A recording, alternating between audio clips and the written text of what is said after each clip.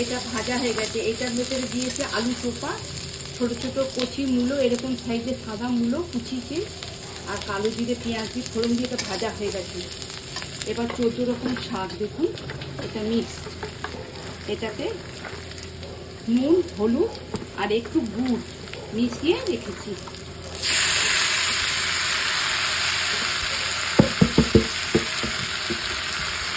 ভালো করে ধুয়ে তারপরে কেটেছি।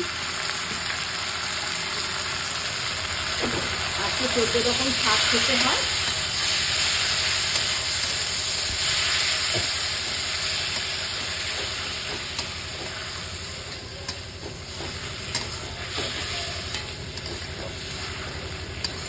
আঁশটাকে একটু তেজ দিতে হবে, দিয়ে ঝরঝরে হবে।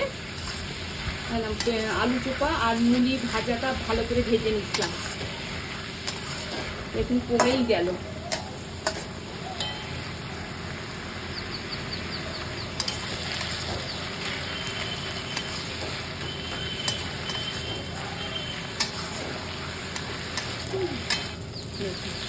সব রকম শাক, 14 রকম শাক মেশানো আছে তো, তার ভেতরে পুঁই শাকও আছে, একটু ল্যাটপাতা হয়ে যাচ্ছে।